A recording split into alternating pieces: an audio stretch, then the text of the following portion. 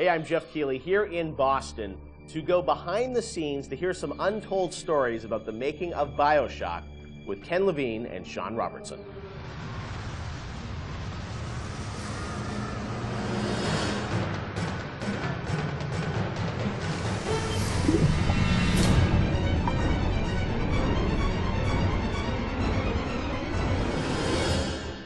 Let's talk a bit about the theme and setting of BioShock, Rapture. I think a lot of people, when they played the game for the first time, Ken, they wondered, how did you even dream up this place? And I know you said publicly before that part of the reason you what led you to Rapture was this idea of fully simulating a place. Tell us about that sort of idea and the frustrations you had with other games where you sort of hit a bound.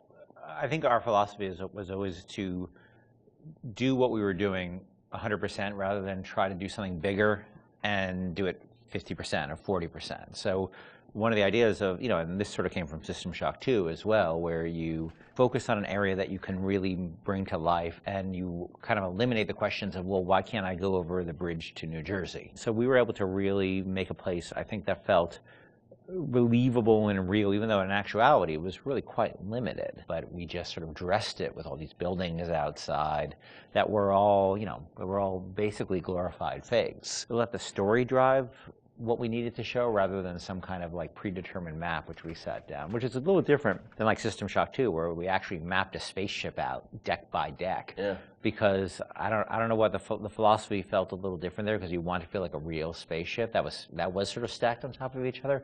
But Rapture was free to sprawl across the ocean floor.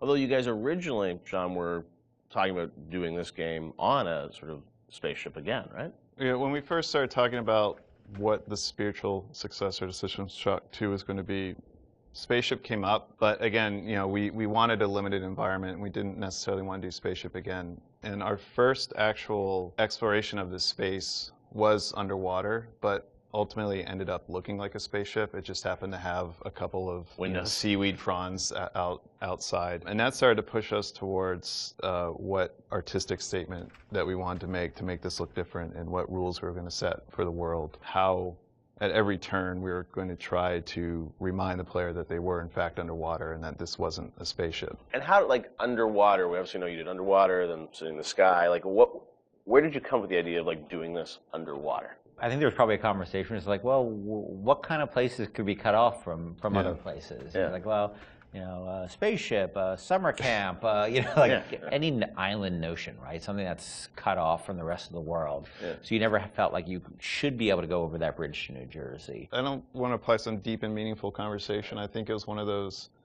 ideas that you just kind of say, and then everybody's, that sounds cool. Let's try that. Let's go for it. And I think it lended itself to having very nice views out the window without having to build an insane amount of unique assets. Right. By today's standards, we still were a small team back then. And there's an expectation that because you're underwater, the view distances are going to be short, so you can really kind of fade out into the fog at a short distance and not have the expectation that, why can't I see forever? So there's a lot of limitations in a good way that we put on ourselves by being underwater, as opposed to like if you're on a cruise ship, then you'd expect to see across the water, and we'd have to deal with that. Same thing with an island. Or on a city in the sky. Yeah, exactly. Which was a lot more complicated, yeah. So you came up with the idea of let's do this underwater, let's do this sort of isolated place. Then you had to answer the question of, why would someone build this? Is that sort of how it worked, sort of order of operations? You then had to come up with a story to explain? Yeah, I think we wanted a very believable reason why they'd be there. Right. And sort of the necessary isolation of the place sort of led to, well, what kind of person would want to do this? And I wasn't even particularly aware of the sort of political implications of what I was reading, but I've been reading, I read The Fountainhead. Right. By Ayn Rand, and I mostly thought it was an interesting story. Like, I didn't realize that people were sort of basing their sort of political lives around it, because I wasn't that tuned in to that stuff at that point. And so, but I love the dialogue and the kind of speechifying in it, because you can see a video game character speaking with that kind of certainty and that kind of confident philosophy.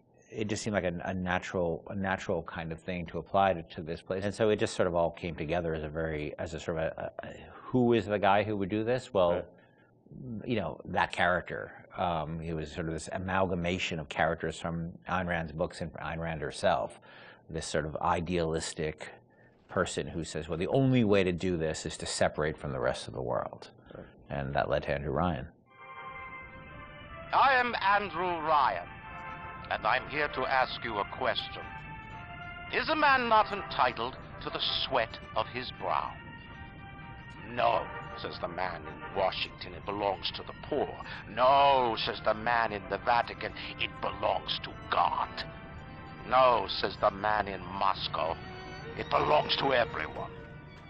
We knew from a technical standpoint that we wanted isolation. We also knew to sell it, we needed a compelling storyline, a backstory that why would this place exist? Otherwise, how are we going to make Rapture feel like it's lived in if we don't have the reason for it to be there? So once we decided on the underwater location and then the closed off spaces, that objectivist story kind of came in and made the art stronger and made the level design stronger because we could feed back into that loop. And I think that's why we had to have sort of Andrew Ryan's pitch right at the beginning of the game. We wanted people to understand why somebody would go there.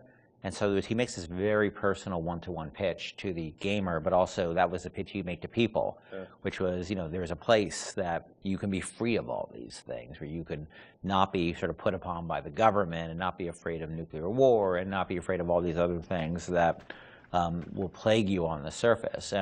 We wanted that pitch to sort of resonate and make sense, because that's, otherwise by the time you got there you'd be like, well, this place is just fantasy, nobody would ever come here. And that the beauty of the place also was also tied into that. It had to be a very attractive proposition, or people who would believe that people would go leave their lives and go to the bottom of the ocean. I'm sure in some ways you had to convince the team and enroll them in your sort of vision of who this character was going to be and what the setting was going to be. How did that work, Sean? I mean, did Ken come in and say, hey, I've been reading these books, and I think we could sort of... I believe he just came in one day on a horse and said, Ayn Rand, everybody read The Fountainhead. Exactly. I bought 30 copies of it.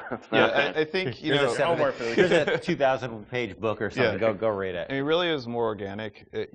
Like I said, we knew that we had this location, and you struggle to fill it with stories, and you struggle to find meaning of why does this place exist?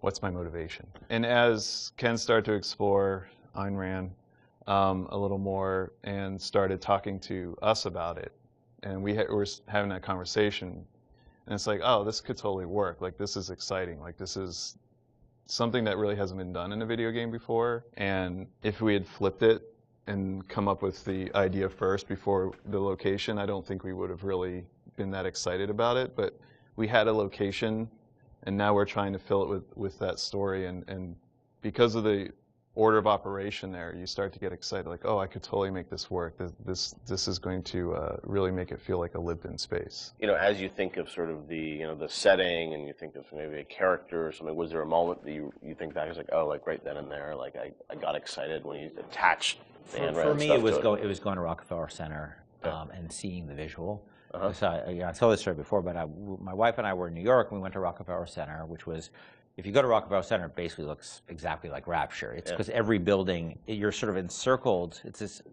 block in New York, or a couple of blocks in New York, where Radio City Music Hall is, and where 30 Rockefeller Plazas, where you see that show 30 Rock, and the ice skating rink, and where they put the Christmas tree. And it's this very iconic location, but what's cool about it, it's all one, unlike the rest of the city. Everywhere you look, it's one architectural style. It's Art Deco. And it's very iconic Art Deco. And my wife and I were there, and we were sort of working on the game, and we didn't have a visual style. And all of a sudden, I started looking around, and I said, oh, this could be a visual for the game. Also, the geometry of it was actually quite conducive to making a video game, because it wasn't overly complicated geometry. Art Deco is quite bold and simple. Bold and geometric, and simple. And so my wife and I bought a couple of tourist cameras before iPhone cameras, exactly. Throwaway cameras, yeah, throwaway cameras with little Kodak things, and we just started photographing doorknobs and light fixtures, and sort of developed the photos. Remember that? Brought them in and said, come to the office. Here's a stack of stuff. Here's a stack of photos. Take a look. I'll see you guys in a couple of years. Go make this.